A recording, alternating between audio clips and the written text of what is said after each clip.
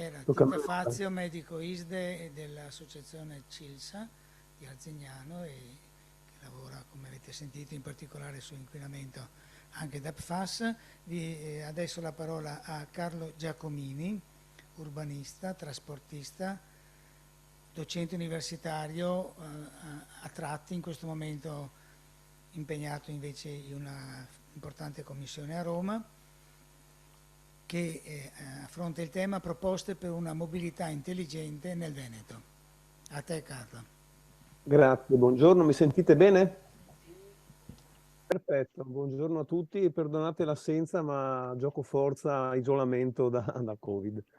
Per quello che riesco mi sono un po' dedicato a una riflessione per voi e come viene, viene evidentemente, perché sono nel pieno. Comunque, allora, un po' di proposte, di idee per una mobilità intelligente, idee sparse forse, perché il momento non è così consolante, diciamo così. Venivamo da due tornate, da alcuni decenni di sforzi di pianificazione alternativa, di innovativa, ambientalista dei trasporti e della mobilità regionale e in realtà non ci eravamo molto riusciti. Alcune cose c'erano riusciti, alcuni grandi progetti li avevamo governati bene, in positivo o in negativo, alcuni c'erano sfuggiti, il quadro generale ci sfuggiva totalmente, anche se poi in realtà le resistenze locali su singoli temi riuscivano ancora a diventare condizionanti. Per esempio il grande tema dell'Alemagna A27, su cui nonostante tutte le minacce e le pressioni stiamo ancora tenendo bene banco. Però se avevamo dei dubbi che dopo il Covid, la pandemia, ci fosse un momento di rigenerazione, di conversione generalizzata, è meglio toglierceli subito. Sta ripartendo o potrebbe ripartire tutto come prima, forse peggio, perché addirittura ora ci sono i soldi del PNRR e quindi in regione ci sono le opere per le Olimpiadi, ci mancava anche quello. Tra parentesi, grande strategia dell'unico politico che è riuscito a porre un tema di medio-lungo periodo a livello regionale, va riconosciuto a Zaia. Sono le Olimpiadi di Zaia queste, non c'entra nulla il comune di Cortina, è un'opera tutta di Zaia. Perfido Zaia, bravo Zaia, perché ha condizionato in avanti, obbligando tutti a venire a me su quel piano lì, evidentemente. Comunque è un piano vecchio, retrogrado di pensiero e di proposte, e siamo da capo di tutte quelle opere, dalle tutte le varianti della Statale 51 alla pista di Bob, a quello che sarà il villaggio olimpico e quant'altro nell'Ampezzano, ma la via del mare che sta ripartendo da qualche giorno, addirittura quella prolungamento della pedemontana che arriva alle spiagge di Jesolo, come non fosse mai successo nulla, dalla stessa SIS della pedemontana, il danno e la beffa, e senza neanche accorgersi che ci è costata la pedemontana in prospettiva, se non sbaglio, 12 miliardi di contributo pubblico, di spesa totalmente pubblica nei 40 anni di concessione che gli abbiamo garantito. Adesso nella promessa illusoria che si ripaghi tutto da sola, non paghi dell'esperienza, sta ripartendo la via del mare. Ma c'è la spinta per lo sbocco a nord dello stesso Cadore. A livello nazionale forse si fermerà la linea ad alta velocità per Torino-Lione per iniziativa e rinuncia della Francia, sta fermandosi anche se non è ancora comparso nel dibattito nazionale, e si fermerà forse anche il finanziamento internazionale comunitario sulla tratta di Valico, salvo che poi non paghiamo tutto noi per non ridiscutere di nuovo, per non dar ragione dove avevamo ragione da 20 anni, che non si finanzi tutto a spese pubbliche italiane, ma sta ripartendo senza nessun ripensamento, peggio di prima, la Salerno-Reggio Calabria ferroviaria, senza rendersi conto che quel sistema illusoriamente misto di 300 orari e merci insieme non funziona come non ha funzionato e è risultato totalmente fallimentare su tutta la rete nazionale, dove corre il treno a 300 orari, non possono correre le merci, dove corrono le merci, il treno non va a 300 orari e viceversa. Può andare più piano, 250, 220, come sulle ferrovie svizzere, sulle ferrovie tedesche, ma non come le ferrovie francesi e italiane. Ma poi questa linea sarà di nuovo la premessa per fare il ponte sullo stretto e quindi siamo di nuovo alla minaccia di esattamente come prima, senza problemi. Tra l'altro con qualche minaccia in più perché la ipotetica e sempre più realistica regionalizzazione delle concessioni autostradali potrebbe fornire la regione, anche Veneto, di una cassaforte importante per rifinanziare di qua e di là di nuovo opere in modo totalmente acritico e tutte di mobilità stradale su gomma e non di altro tipo. Comunque, ragioniamo di alcuni temi, mi voglio soffermare di alcuni flash, perché non voglio qui soffermarmi sui temi tradizionali del riequilibrio modale del traffico urbano, della strategia complessiva della pianificazione dei trasporti con nuovi piani regionali, su cui siamo ben ferrati da molti decenni, su cui siamo indietro nelle realizzazioni, ma questo è, come dire, è anche condizionamento della cultura, delle abitudini, del comportamento generale. E siamo in un momento più difficile perché certamente il Covid ha colpito in modo deciso, le statistiche lo mostrano, il trasporto pubblico. Il trasporto pubblico è stata la cosa che è stata più penalizzata dal Covid. C'è stato un crollo quasi di metà della frequentazione dei trasporti pubblici. È ovvio perché l'affollamento dei mezzi già indicibile da prima, poi con la minaccia del contagio evidentemente è risultato abbandonato dalle persone, anche giustamente per certi versi, ma è quello che più lentamente, più difficilmente potrà recuperare, riequilibrare, sarà difficile, è già un successo ripristinare esattamente quello che c'era prima, anche perché nel frattempo le amministrazioni hanno capito che, o hanno sperimentato di fatto che la riduzione dell'offerta e quindi dei costi ha consentito contemporaneamente di compensare altri buchi che si erano formati nelle casse comunali e quindi da Venezia alle grandi compagnie regionali alcune corse non sono ancora ripristinate, l'offerta non è ancora ripristinata come prima. E quindi riconquistarla come prima sarà certamente difficile, soprattutto difficile se il trasporto pubblico rimane relegato a servire la domanda marginale, quella obbligata perché senza alternative, perché sono studenti, perché sono lavoratori pendolari che non hanno alternativa, perché sono immigrati che non hanno mezzi propri e quindi è sempre più marginale e sempre più negletto. E questa è purtroppo la condizione. In questa situazione qualche speranza viene invece, questo è il mio primo contributo, dalle modalità nuove di offerta di trasporto nelle zone a domanda debole, cioè nelle zone dove proprio non si riesce a organizzare un'offerta di qualità, di regolarità e frequenza accettabile perché c'è poca domanda, perché c'è poca popolazione da servire, perché le aree sono molto rarefatte di insediamenti sparsi. E qui le ultime esperienze, adesso non ve le posso approfondire più di tanto, ma di sperimentazione negli ultimi progetti Horizon 2020 e anche nel sud Italia, dicono che in realtà una certa forma di organizzazione nel Salernitano stanno organizzando, stanno sperimentando, possono effettivamente funzionare. Sono forme integrate di trasporto pubblico, quindi di forme di linea di servizi di trasporto pubblico locale più o meno tradizionale, che però vanno a integrarsi con forme auto-organizzate di distribuzione collettiva locale degli ultimi chilometri, diciamo così. Ecco, forme integrate di compartecipazione pubblico e volontariato associativo, cose in cui la conoscenza e la possibilità di gestione informatica in tempo reale delle possibilità, delle condizioni, delle offerte, aiuta in qualche modo a rendere praticabili cose che Hai effettivamente... degli esempi, Carlo? Non ce l'ho sotto mano, mi viene riferito, ma ve lo potrò riferire meglio, anche perché, essere sincero, io ieri avevo conferito a fondo con Maria Rosa che mi mandassi questi materiali, me li ha promessi di pomeriggio, invece in realtà la sera mi trovo che Eh, non mi ha spedito nulla. E quindi proprio gliel'ho chiesti, credo questo esempio di Salerno, del progetto, ve lo passerò appena lo ricevo e vi posso invece citare una cosa una riflessione che ho fatto io di una modalità diversa di forme evolute auto-organizzate di carpooling.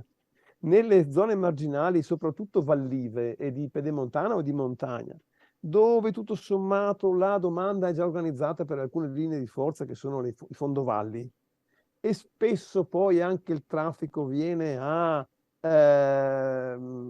trovarsi in condizioni di facile conoscenza reciproca. Sarebbe possibile, io l'ho lanciata sta cosa e continuo a dire che bisogna trovare un soggetto che lo organizza, io non ho tempo di farlo, bisogna trovare un soggetto in qualche modo dotato di finanziamenti che organizza sostanzialmente una forma ma capace di essere attrattiva in tempo reale sostanzialmente di autostop organizzato tra soggetti iscritti, quindi tutti identificabili e quindi sicuri da questo punto di vista della sicurezza delle persone, sia dei conduttori di automobili sia dei trasportati, che utilizzando sostanzialmente il cellulare potrebbero reciprocamente identificarsi in modo registrato e quindi certo, incontrarsi più o meno spontaneamente senza prenotazione, perché molte di queste forme sono su prenotazione, l'autostop prenotato bisogna segnalare prima, quando si va diventa una pratica un pochino riservata a chi sa programmarsi per periodi con un certo anticipo il viaggio, sono viaggi medi lunghi, invece proprio anche per mobilità urbana, metropolitana, si potrebbe, appoggiandosi alle fermate regolari del trasporto pubblico, rendere possibile la raccolta in autostop di chi si viaggia spontaneamente ed è del territorio a chi del territorio chiede un passaggio e si appoggia a questa modalità tecnologica bisognerebbe trovare un'amministrazione locale interessata, una comunità montana probabilmente, un'amministrazione di una società, di una compagnia di una società di trasporto pubblico, di quelle che gestiscono il trasporto pubblico e potrebbe farsene carico come modalità integrativa, non alternativa, ma integrativa dell'offerta di linea. Secondo me si potrebbero raggiungere buoni risultati di servizio capillare, frequente, adeguato e tra l'altro poco o nulla costoso, sfruttando quelli che ci sono già in strada, ecco, però supportandoli con. Questa è una cosa che io credo, l'ho lanciata più volte nel Cadore e non si è trovato chi la possa concretamente organizzare, ma credo una cosa possibile. Queste due modalità dell'offerta di trasporto pubblico nelle aree di trasporto di area domanda debole e nelle stesse aree anche di forme organizzate, supportate da un'organizzazione, dalla tecnologia, di forme di carpooling, cioè di aggregazione dei plotoni, degli equipaggi, delle automobili che già circolano sulle strade senza aumentare di un chilometro le percorrenze, i consumi, le emissioni, potrebbero essere interessanti. Mi si apre una parentesi che fosse giusto esaminare. Il tema della elettrificazione del parco veicoli. Ci credo relativamente, nel senso che sarà una prospettiva, come chi ha potuto masticarlo un po' di più, non scontata, non facile, non veloce, non indolore, perché in realtà non c'è una modalità ancora efficace di rifornimento massivo nel momento in cui fosse tutto il parco convertito. Mi piace sempre fare un ragionamento, le case automobilistiche magnificano la capacità di rifornimento di un'intera batteria di 70 o 90 kilowattora, capace di autonomie di 300-400 km in 3/4 d'ora.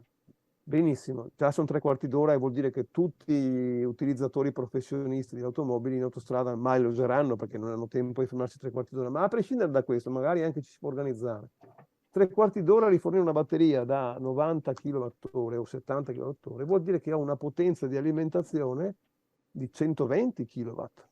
Quanti kilowatt abbiamo a casa noi? Abbiamo mediamente 3 kW.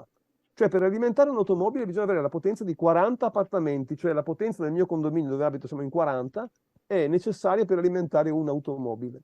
Questo dà l'idea della sproporzione, cioè della necessità di ripensamento complessivo delle potenze necessarie. Un distributore autostradale di rifornimento elettrico, quante automobili riesce a alimentare contemporaneamente con queste potenze? Deve farsi una centrale termoelettrica a fianco per avere questa potenza? C'è proprio un modello che funziona apparentemente finché sono in pochi ricchi che hanno grandi automobili da poter pagare. Tra parentesi, tra l'altro, se andate a vedere le vostre bollette del gestore elettrico che voi avete a casa, credo che a tutti arrivi alla fine della propria bolletta una parte che descrive riservata dal gestore nazionale, quello del, come si chiama, non ARERA, si chiama distributore elettrico nazionale, diciamo, mi pare, che dà le statistiche di come vengono prodotte con quali fonti vengono prodotte le diverse tipologie di corrente fornite. Allora, quella che viene comperata ancora sul mercato tutelato, come si chiama,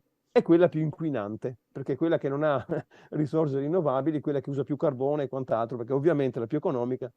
E vorrei chiedere a chi controlla che qualità di corrente verrà alimentata nelle colonnine. Ovviamente la peggiore, quella che è più economica, nessuno la controllerà. Quindi alla fin fine, mentre noi a casa cercheremo di convertirci alle rinnovabili, nel rifornimento della corrente delle automobili andremo a rifornirci con la peggior corrente delle produzioni fossili. Ma questa è una parentesi per dire che in realtà se non si ha più coraggio di mettere in discussione le modalità di rifornimento, le tipologie delle batterie, la unificazione e standardizzazione delle batterie stesse, che adesso sono private, tutte quante, ognuno proprietario della sua casa, la tipologia delle automobili, forse automobili più leggere, molto più piccole, molto più per il trasporto urbano metropolitano di breve percorrenza, allora sì, forse l'elettrificazione potrà essere massiva e per tutta la Carlo, mobilità. hai ancora 5 minuti.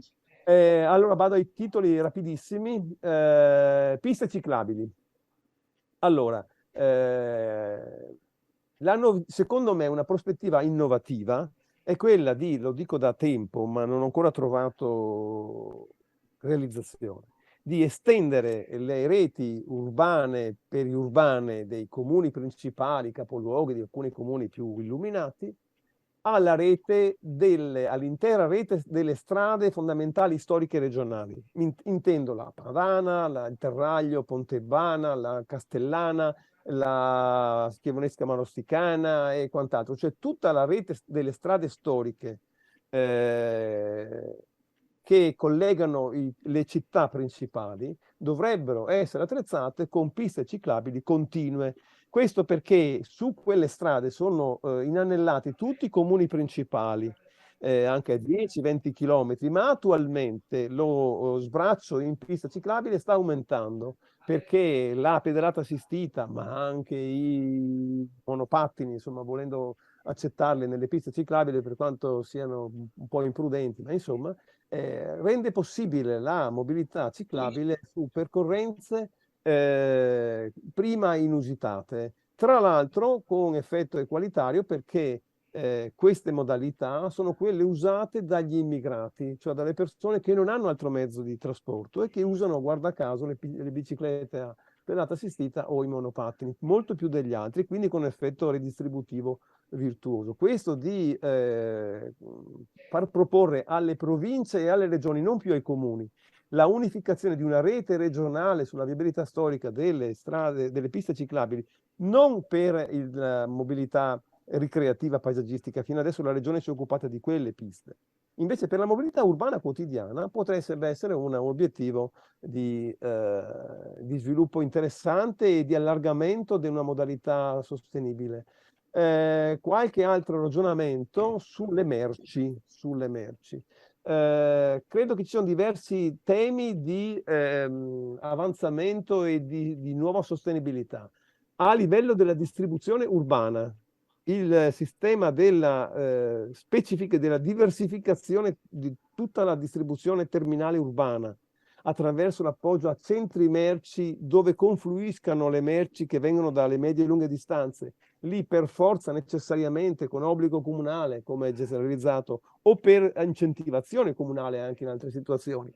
Si va a cambiare veicolo, a cambiare spedizioniere, a cambiare aggregazione dei colli e si va a realizzare una distribuzione specifica su specifici percorsi, su specifici itinerari di distribuzione, su orari e con veicoli specifici per la mobilità urbana delle aree interne, è un modello che funziona, che libera dal traffico, che rende più efficiente e meno costosa la distribuzione, che consente veicoli meno inquinanti, addirittura elettrificabili, perché su quelle distanze modeste si possono spingere all'elettrificazione, cosa che invece i veicoli pesanti, grossi, di lunga percorrenza non riescono a fare, e che in teoria può essere allargabile gradualmente, mano a mano che si consolida nelle città principali, si può allargare la cintura urbana. Se qui l'iniziativa politica dei movimenti, dell'associazione, dei partiti e della regione poi alla fine riuscisse a condizionare una standardizzazione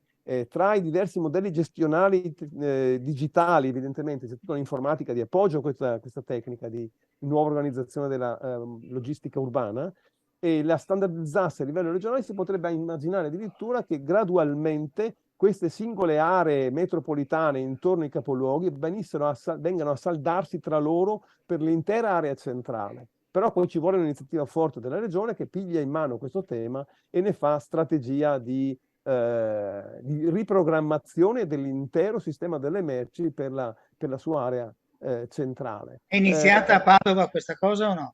Sì, anche a Verona, tra l'altro ci sono delle catene anche specifiche, per esempio la catena dei farmaci è specifica, la catena del freddo è specifica, ci sono delle sottocatene che non sono necessariamente. E poi anche ci sono delle situazioni interessanti che una riflessione su questo viene dalle occasioni dell'e-commerce.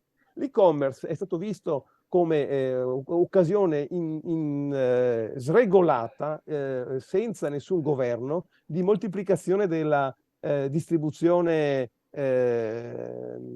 finale, no? Con moltiplicazione delle percorrenze, dei camioncini e quant'altro.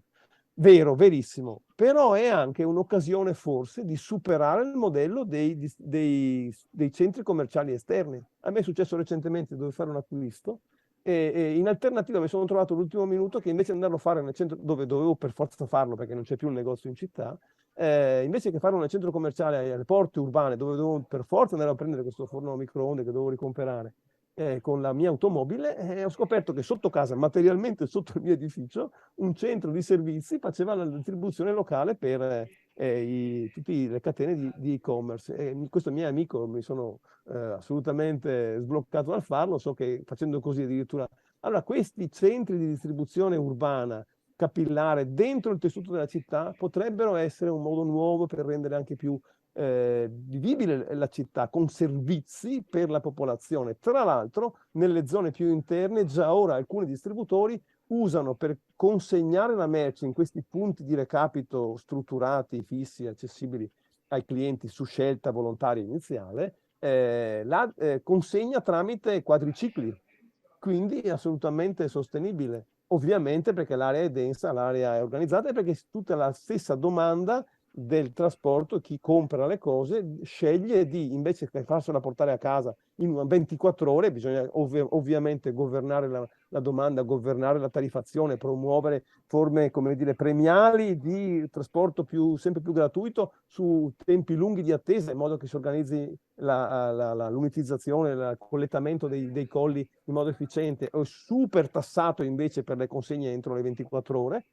Bisogna arrivare a un governo forte del trasporto, Tu dici che ci vuole una legge regionale, qualcosa di regionale? alcune cose sono regionali, alcune cose sono addirittura nazionali, ma le regioni potrebbero muoversi da questo punto di vista e su cui bisogna un po' approfondire, ma certamente, tra l'altro, la regione potrebbe muoversi anche sull'ultima cosa che vi suscito, sulla distribuzione delle merci per le aree extraurbane, diciamo così. Tutte le aree, soprattutto nel nostro Veneto, dove c'è lo sparpagliamento delle attività produttive ad ogni chilometro, in ogni minuta strada, si vede un profluvio di camioncini, di spedizionieri che viaggiano tutte le ore, tutti i giorni, in tutti i percorsi per consegnare un pacco di qua di là, passano 4 volte, vengono 5 spedizionari diverse. Allora, credo, possiamo ragionare meglio, ma senza modificare le regole del sistema, se la regione con le organizzazioni di categoria, tipo Confindustria o cose di questo tipo, o Confcommercio, organizzasse la domanda di chi vuole ricevere dei colli o consegnare dei colli per trasportarli, mettendo a bando, a gara, per 5 anni il servizio, non in modo esclusivo, quindi non si modificano le regole del mercato, chiunque può continuare, ma tutti i consociati, se motivati, aderiscono in modo preferenziale a questa offerta che viene messa a gara per 5 anni a un gestore. Questo gestore, che raccoglie gran parte dell'offerta presente in quella zona, potrebbe organizzarsi in modo intelligente con un itinerario giornaliero mattina e sera di consegna e raccolta. Molto più ragionevole fare una consegna con un furgone per tutti gli spedizionieri organizzati che va a raccogliere, piuttosto che 10 giri. Ok, fermiamoci qua, Carlo. Questa è una modalità Fermiamoci qua, Carlo. una frase di chiusura denota la necessità però di una modalità nuova di governo del sistema da parte della pubblica amministrazione. Deve smettere di pensare solo a strade, a infrastrutture, e pensare invece alla reale offerta di trasporto pubblico. 2 titoli ancora sulle infrastrutture. Dobbiamo cominciare a pensare seriamente di nuove infrastrutture, che sono le infrastrutture energetiche. Gli elettrodotti, il tema del trasporto di energia sarà sempre più importante, ma è collegato con la produzione distribuita, con le comunità energetiche. Questo apre un ragionamento importantissimo, strategico, anche di aggregazione su base locale, sociale, della domanda della produzione di energia. Secondo, le infrastrutture idriche, perché saranno sempre più necessarie nuove capacità di accumulo e in qualche modo di deflusso laminazione, che minacciano però di andare contro i fiumi. Vedi le casse lungo il Piave e quant'altro, che invece dobbiamo riconvertire a favore dei fiumi e delle falde, ridare spazio ai fiumi. Il motto del CIRF, che ha sede qui in Veneto, il Centro Internazionale di Qualificazione Italiano di Qualificazione Fluviale, ridare spazio ai fiumi. Questo è un tema enorme che apre a uno spazio di ragionamento che sarà di altri relatori. Altri 2 titoli.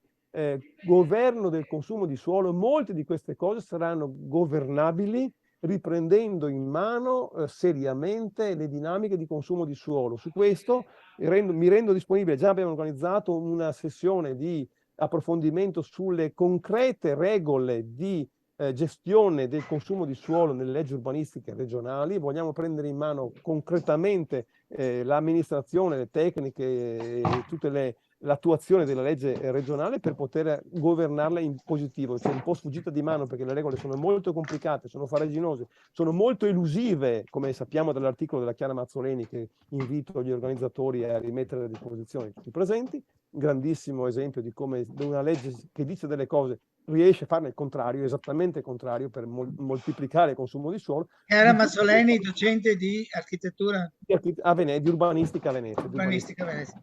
Ecco, su questo tema offriremo tra breve una sessione di approfondimento un po' tecnica, però bisogna macinarle queste cose, quindi di questo poi L'altro titolo, l'ultimo? No, È questa finito, cosa... ok. Avevi detto altri 2, allora... No, è la salute. Il governare la salute diventa sempre più strategico, difendersi dagli inquinamenti atmosferici e dagli inquinamenti acustici. Purtroppo sarà sempre più importante perché gli indicatori dicono che la pressione e la minaccia alla salute è sempre più forte ed è sempre più trascurata in realtà invece. E quindi anche di questo sul traffico si può fare motivo di organizzazione delle resistenze e di proposte nuove. Ecco, anche su questo forse si potrà. Allora, Carlo si è mangiato 10 minuti dei 20 del dibattito. Domande subito a Carlo in maniera che poi chiudiamo perché questo è un collegamento Zoom, che poi gli altri relatori sono qui presenti e quindi non ce ne sarà bisogno. Prego. Domande se volete farne o interventi brevi. Questo microfono ve lo prendete in mano. Prego. Io penso che le piste ciclabili abbiano un handicap che è quello della loro larghezza. E invece penso, per esempio, qui da Chiampo ad arrivare fino alla zona industriale, se ci fosse una ciclovia esclusivamente adibita alle biciclette, potrebbe risolvere veramente il problema. Nessuno prende la pista ciclabile, che in parte già c'è, proprio perché ci stanno in mezzo i pedoni, è strettissima e non consente, tante volte addirittura è direzionale, in metro e mezzo, 2 metri, e quindi non funziona. Ecco, vorrei sapere cosa proponi in questo senso, cioè per quanto riguarda le ciclovie. Aspetta un attimo Carlo, vediamo se ci sono altre, meglio, così poi... Sì. Prendi il microfono, Francesco. Non si sente da qua? No, perché lui deve sentirti, se no. No, ma forse sento, Prego. Mi sentite? Sì, chiedevo sempre sulle piste ciclabili che sono interessanti in città. sono impraticabili perché pieni di transenne che impediscono alla gente di girare sulla pista ciclabile. Cioè, a Vicenza, per esempio, ogni incrocio che c'è una transenna che costringe il ciclista a fare una specie di slalom, e penso siano messe per impedire alle automobili di entrare, o per impedire ai ciclisti di andare troppo veloci, o perché si teme che il ciclista vada a sbattere contro la macchina che sta uscendo dallo stop. Però quello è un sistema che praticamente costringe i ciclisti ad andare sulla strada normale, la pista ciclabile rimane inutilizzata. Altri? Altri? Carlo, vuoi rispondere sulle piste? Sì. Allora, le modalità di realizzazione delle piste ciclabili sono molteplici. Ovviamente le situazioni sono molto diverse. Se si riuscisse a fare ovunque le ciclovie andrebbe benissimo, evidentemente. In Veneto la cosa più semplice, in teoria, sarebbe farla al di là del fosso, anziché tombare il fosso, farla al di là del fosso. Ma al di là del fosso c'era una edilizia sparsa ovunque nel Veneto, quindi è un po' difficile. Però, per carità, si può anche esaminare. Credo che la cosa più semplice nelle viabilità diffusa delle aree più extraurbane del Veneto sia quella di realizzare, almeno da un lato, un marciapiede ciclopedonale, dove la frequentazione è così bassa che consente la convivenza in tutta sicurezza di pedoni e di ciclisti, quei pochi che ci sono, ma in sicurezza. Quello che è importante però è la qualità di realizzazione della pista. Giustamente quello che vi dite voi è essenziale, è importantissimo. Il tracciamento della continuità della pista, i dislivelli, i passi carrai, le adduzioni laterali, le intersezioni, devono essere fluenti, scorrevoli e sicure e non punitive. C'è un modo di fare le piste ciclabili che è quasi punitivo, che sbatte fuori il ciclista giusto per lasciare lo spazio all'automobile e il ciclista si trova contorto e obbligato a percorsi impossibili. Da questo punto di vista vuol dire che sono fatte male, le piste fatte così sono fatte male, sono piste punitive e non piste di incentivo, ma ci sono degli indicatori a livello internazionale, degli standard, diciamo, delle modalità di misurare la qualità della pista in continuità, in scorrevolezza, in attrattività, in protezione, e si può misurare. Vediamo di trovare questi, non sono diffusi in Italia, ma li ho visti praticati in altre situazioni in cui si misura concretamente la qualità della pista, perché la pista deve essere appunto di incentivo. Anch'io molte volte mi trovo a dover uscire dalla pista perché sennò mi trovo punito, obbligato a un percorso contorto, addirittura pericoloso e peggiore. E quindi invece no, questo è vero, però la qualità della cultura della progettazione aiuterà un po' alla volta, no? Quando dopo il comune che ha sbagliato a farne una viene messo alla berlina e messo di fronte all'evidenza che ha sbagliato, che non si fa così, che ovunque, non si fa più ovunque su un posto così e bisogna fare colà, imparerà a farla, insomma, ecco, bisogna avere la pazienza di istruire e di accompagnare i tecnici che spesso sono ignoranti, che non hanno strumenti, che non hanno tecnologia. Questo certamente, ecco, questo certo. Purtroppo bisogna fare i conti con i monopattini che vanno educati e vanno rallentati, tra l'altro vanno resi più sicuri perché senza casco sono pericolosissimi. Al di là di quello, il monopattino non corre di più di quanto non è consentito a lui, è tutto affusolato, scusate che metto giù il telefono perché mi suona, scusate. Dovuto mettere giù. È fermo, mentre il ciclista è in movimento a gambe larghe con le mani larghe sul manubrio, non si vede, ha una sagoma all'orizzonte che lo si nota perché si muove, perché non è stabile. Invece chi è in piedi, su un piede dietro l'altro, sul monopattino, in equilibrio totale, perfetto, il monopattino che va avanti non fa un movimento, compare l'ultimo minuto, hanno un'accelerazione notevolissima, compaiono improvvisamente vicino e sono veramente pericolosi per chi è in bicicletta. Vanno educati un po' alla volta.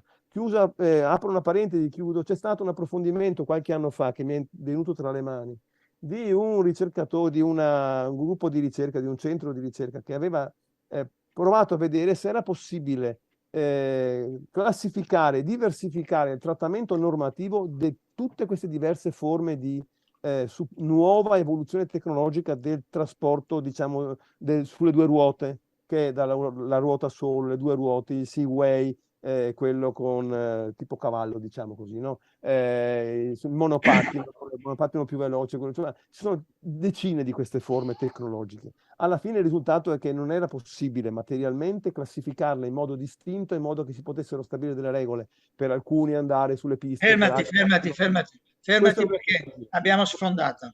Ho finito. Grazie Carlo, grazie a tutti. La parola, grazie, a Francesco Bortolotto.